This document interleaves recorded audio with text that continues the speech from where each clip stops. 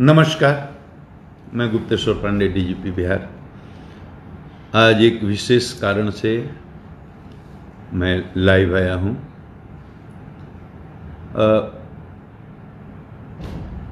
गोपालगंज में एक triple murder case हुआ है, जिसको लेकर सोशल मीडिया में बहुत तरह की अफवाहें चल रही हैं।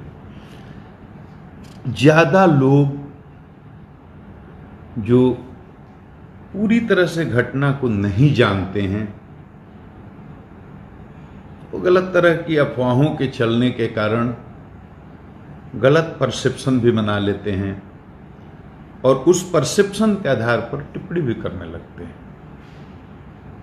कुछ लोग सच्चाई को जानते हुए भी गलत मोटिव से कुछ लिखते हैं, वो अलग बात है।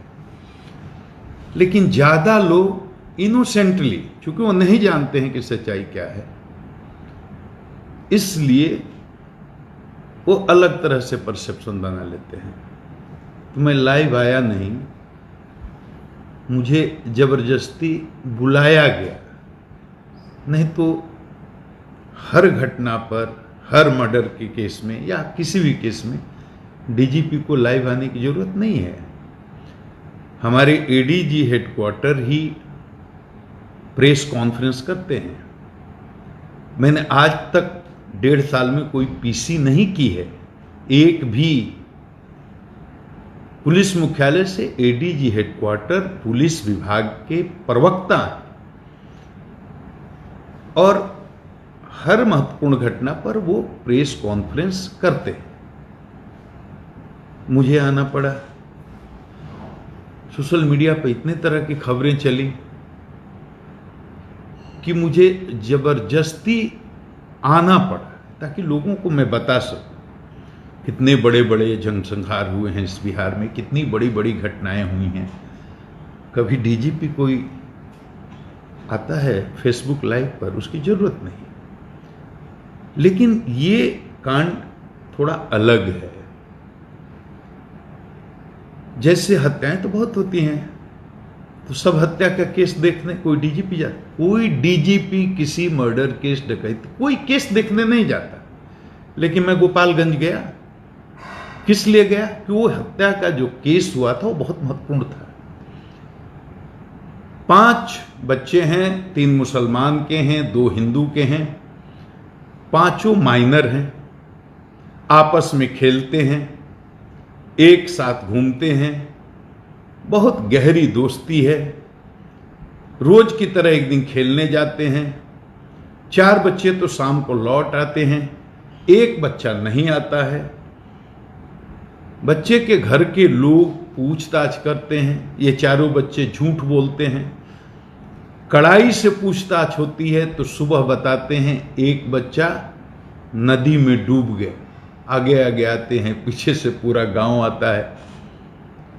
उस पर तो अनुसंधान चल रहा है, डूब गया या डुबाया गया।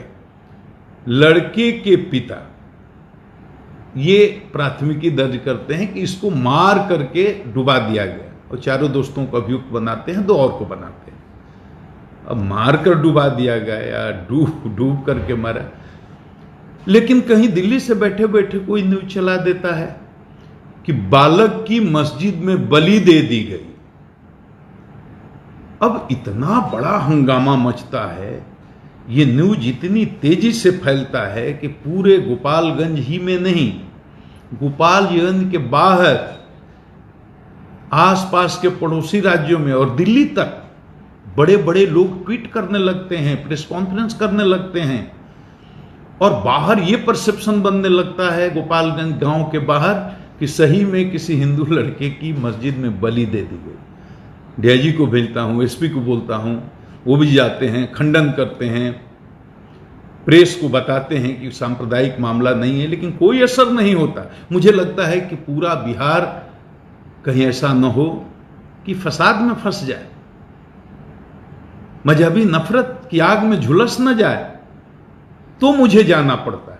हर मर्डर केस में मैं थोड़े जाता, और मैंने वहां जा करके किस तरह से उस चीज को हैंडल किया।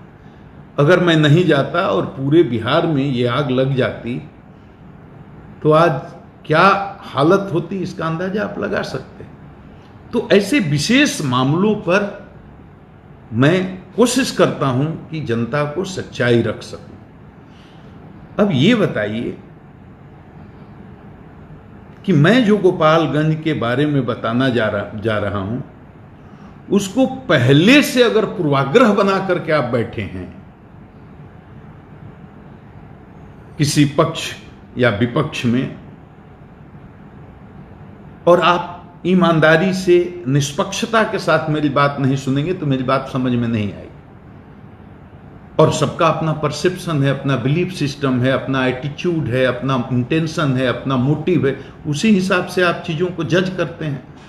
उसमें आपका social background, family background, academic background, political background, cultural background, बहुत सारे बैकग्राउंड है, religious background, variety of factors, बहुत सारे कारण हैं जिससे आपका बिलीफ सिस्टम बनता है, परसेप्शन बनता है। तो आपका मोटिव पहले से अगर कुछ उल्टा होगा, या इसको अगर आप जात के चश्मे से देखेंगे, दल के चश्मे से देखेंगे, मजहब के चश्मे से देखेंगे, तो आप सच्चाई तक नहीं पहुंच सकेंगे। इसलिए मेरी प्रार्थना है, हाथ जोड़ करके मैं आप लोगों से सबसे निवेदन करता हूं जो हमको सुन रहे हैं, एकदम निष्पक्ष भाव से, मन को एकदम साफ रख करके खुले दिमाग से मेरी बात को सुनिए।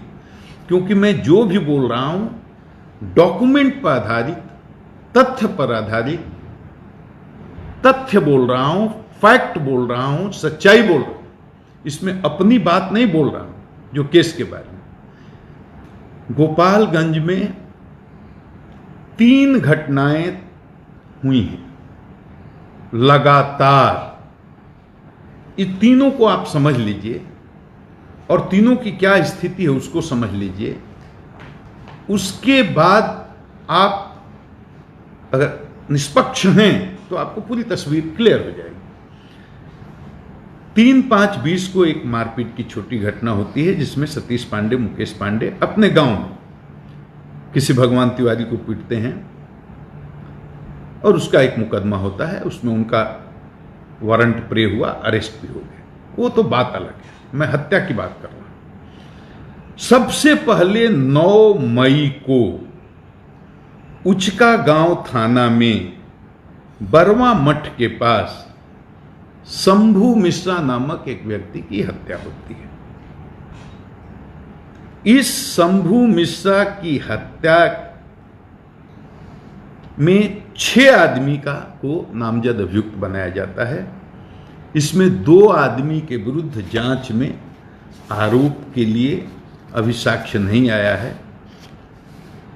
4 आदमी के विरुद्ध साक्ष्य आया है। तो पहली हत्या, इसमें एक ही आदमी की गिरफ्तारी हुई है, 3 फरार हैं, 2 के खिलाफ साक्ष्य नहीं आया है। यह पहली हत्या है 9 मई को, जिसमें जो सतीश पांडे है उसके किसी नजदीकी आदमी, जो बहुत दिन से बताया जाता है 30 साल से उनके साथ रहते थे, शंभू मिश्रा की हत्या होती है।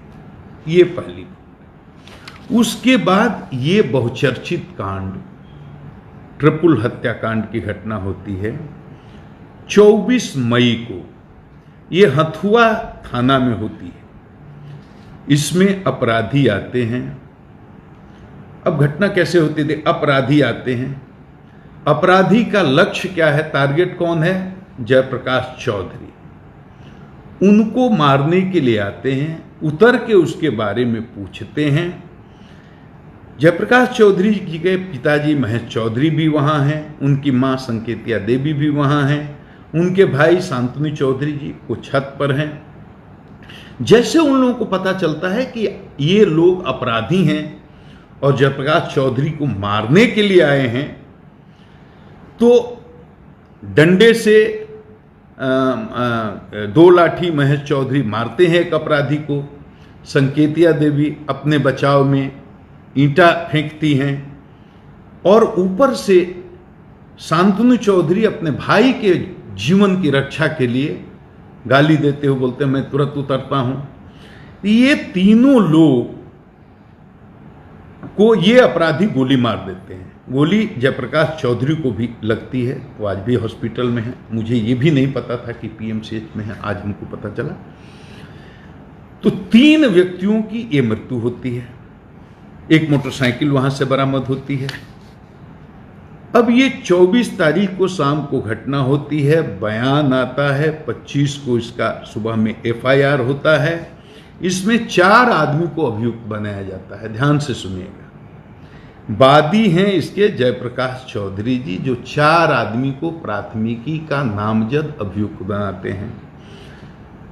पहला सतीश पांडे, दूसरा मुकेश पांडे, तीसरा बटेश्वर पांडे। 3 आदमी को ये गोली मारने के प्रत्यक्षदर्शी, मतलब ये जो गवाह जिसको कह सकते हैं, वो कहते हैं ये 3 आदमी ने गोली मारी। एक अन्य पप्पू पांडे के बारे, जो माननीय वहां के विधायक हैं, इनका कहना है कि 4 दिन पहले इन्होंने हमको धमकी दी थी, तो इसमें इनकी साजिश हो सकती है। मैं एकदम टेक्निकल लीगल पॉइंट आपको डिस्कस कर रहा हूं। मैं समझ रहा हूं आप जो सुन रहे हैं उसमें वकील भी होंगे, विद्वान भी होंगे, पुलिस के भी लोग होंगे, हमसे ज़्यादा पढ़े लिखे और समझदार लोग भी होंगे। आप देखिए, वादी ये नहीं कहता कि गोली मारने में यहाँ पप्पू पांडे भी थे। वो कहता है लिखित कि 4 दिन पहले हमको एक जगह पर मुकेश पांडे और पप्पू पांडे ने रोक कर हमको धमकी दी। यहां घटना स्थल पर पप्पू पांडे के होने की बात तो वादी भी नहीं करता, साजिश की बात करता है। अब साजिश क्या है? साजिश आपके मन का संदेह भी हो सकता है, मन का विश्वास भी हो सकता है, ये सच भी हो सकता है और ये गलत भी हो सकता है। कानूनी रूप से चार्जशीट करने के लिए साजिश के बिंदु पर अनुसंधान करके साक्ष्य जुटाना पड़ता है और वो एक टाइम टेकिंग प्रोसेस है, उसमें समय लगता है। मेरा इतना ही कहना है। 3 आदमी जिसको वादी ने बताया कि ये गोली मारने में थे, सतीश पांडे, मुकेश पांडे, बटेश्वर पांडे, तीनों गिरफ्तार। FIR होने के साथ, जैसे FIR होता है और हमारे ये जो विक्टिम हैं, पीड़ित हैं, 3 आदमी की अंतिम संस्कार होने के लिए जाता है, चिता में आग लगाई जाती है, पूरी तरह से संस्कार संपन्न भी नहीं होता है, उसके पहले पुलिस मेरे आदेश पर, जैसे मुझे सूचना मिलती है, मैंने कहा तुरंत गिरफ्तारी होनी चाहिए और तुरंत सतीश पांडे की गिरफ्तारी होती है, मुकेश पांडे की गिरफ्तारी होती है, 25 को FIR, 26 को इनकी, और एक जो बचा हुआ बटेश्वर पांडे, उसकी भी आज गिरफ्तारी। तीनों जिसको घटना स्थल पर गोली मारने की बात बताई जाती है, तीनों की गिरफ्तारी हो गई। इसमें नहीं कोई बचा जिसका नाम दिया गया। अब एक चीज, ये एक केस देखिए, ये केस होता है हत्या 24/5/20 को, लेकिन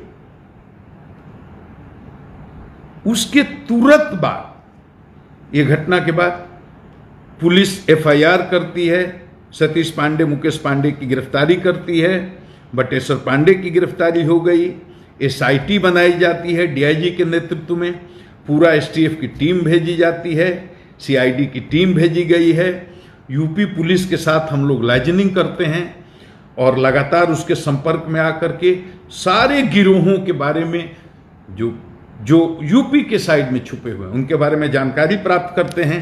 लगातार छापेमारी होती है और गोपालगंज के लोगों को अब पता चलता होगा, वहाँ जो स्थानीय लोग हैं, कि किस तरह से वहाँ जितने भी दुर्दांत अपराधी हैं, चाहे इस गिरोह के चाहे उस गिरोह के, बिना जात, बिना मजहब, बिना दल, बिना संप्रदाय के भेद के किस तरह से दबिश बना करके कार्रवाई पुलिस कर रही है। 1 दर्जन लोग जेल भेजे जा चुके हैं और आगे मैं इतना ही संकेत में बोल सकता हूं, हमें केवल समय दीजिए।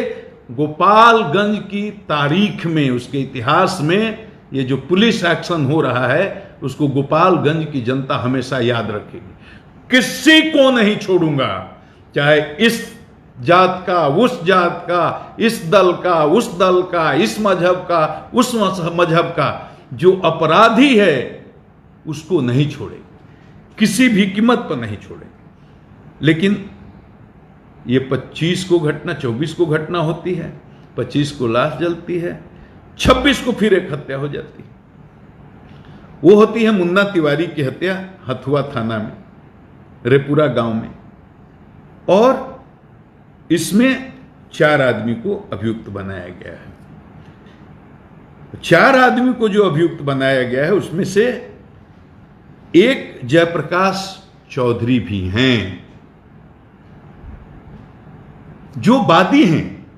एक दिन पहले जो उनके भाई की, उनके मां की, उनके पिताजी की हत्या हुई, जिसमें साजिशकर्ता के रूप में पप्पू पांडे का नाम है, माननीय विधायक का, उसी तरह से उसके दूसरे दिन यानी 26 को जो सतीश पांडे के आदमी मारे जाते हैं, मुन्ना तिवारी, जो उनके मौसेरे भाई हैं, उसमें साजिशकर्ता के रूप में फिर जयप्रकाश चौधरी का नाम दिया जाता है कि चूंकि इनके माताजी, पिताजी और भाई की हत्या हुई तो दूसरे दिन प्रतिशोध में इन्होंने सतीश पांडे के मौसेरे भाई मुन्ना तिवारी की हत्या करवा दी। मतलब लगातार देख लीजिए घटना, मतलब मर्डर 5 होते हैं। 2 सतीश पांडे के लोग मारे जाते हैं और 3 दूसरी तरफ मारे जाते हैं। लगातार 9 तारीख को, 24 तारीख को और 26 तारीख को 2 सतीश पांडे के लोग मारे जाते हैं, 3 दूसरी तरफ मारे जाते हैं। अब जो जयप्रकाश चौधरी के माताजी, पिताजी और भाई की हत्या जो हुई है उसमें पप्पू पांडे साजिशकर्ता के रूप में अभियुक्त बनाए गए और सतीश पांडे के मौसेरे भाई जो मारे जाते हैं उसमें जयप्रकाश चौधरी साजिशकर्ता के रूप में अभियुक्त बनाए गए। उनको याद रखिए कि गोली भी लगी है, उनका इलाज भी चल रहा है। तो घटनास्थल पर तो ये भी नहीं थे, तो बिना अनुसंधान किए साजिश के बिंदु पर विधायक पप्पू पांडे को जेल भेज दिया जाए, बिना अनुसंधान किए सिर्फ एफआईआर में नाम आने के आधार पर साजिश करने के आरोप में बिना साक्ष्य जुटाए जयप्रकाश चौधरी को भी जेल भेज दिया जाए। ये दोनों बिंदुओं पर अनुसंधान चल रहा है। बाकी ट्रिपल मर्डर केस में गिरफ्तारी के लिए कोई भी बाकी नहीं है। और गोपालगंज से हम हाथ जोड़ करके करबद्ध प्रार्थना कर रहे हैं, आप किसी जाति को हों, किसी दल के हों, किसी मजहब को, अपराध और सच बोलना सीखिए, सच का साथ देना चाहिए। अपराध और अपराध की संस्कृति के खिलाफ मैं आज से नहीं लड़ रहा हूं। मैंने 33 साल की सेवा कंप्लीट की है और हमने अलग अलग मुख्यमंत्री के साथ काम किया है। हमने माननीय लालू प्रसाद यादव भी हमारे मुख्यमंत्री रहे, माननीय श्रीमती राबड़ी देवी भी हमारी मुख्यमंत्री रही और अब माननीय हमारे नीतीश कुमार मुख्यमंत्री हैं। मैंने व्यक्तिगत रूप से आज तक मैं विनम्रता के साथ कहता हूं, केस का रिकॉर्ड खत्म नहीं होता, वो आज भी होगा। 10 जिलों में एसपी रहा हूं, 20 जिलों में मैंने डीआईजी के रूप में, आईजी के रूप में सेवा दी है, लगातार फील्ड में रहा हूं। और मैं यही कहूंगा कि एक भी कोई केस का उदाहरण आप निकाल लीजिए जिसमें हमने किसी दोषी को, गुंडा को, कातिल को, अपहरणकर्ता को, अपराधी को, संगठन का, गुंडों का गिरोह चलाने वाले को छोड़ दिया हो, या एक भी उदाहरण दीजिए जिसमें किसी निर्दोष को मैंने जानबूझ करके जातिगत भावना से या दलगत भावना से किसी को फंसा दिया। एक भी उदाहरण नहीं करने, ऐसी जलीलत वाली नौकरी छोड़ दूंगा मैं। एक भी उदाहरण, किसी अपराधी को, अपहरणकर्ता को, क्रिमिनल को कभी संरक्षण दिया हो, किसी मामले में कभी कोई जात पात के नाम पर मैंने भेदभाव किया हो? मैंने तो 33 साल में अपनी जात का एक आदमी अपने साथ बॉडीगार्ड के रूप में आज तक नहीं रखा।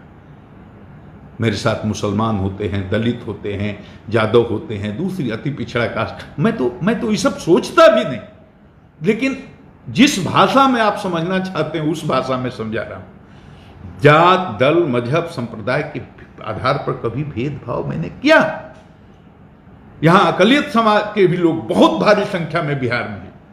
मैं चुनौती देता हूं एक एक आदमी को, 33 साल में कहां कहां एसपी रहा हूं, आपको सबको पता है।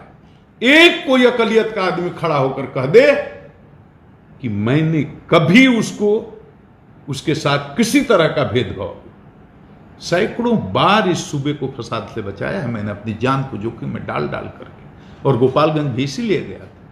और ऐसे आदमी का अगर मनोबल तोड़िएगा, हम कैसे काम करें?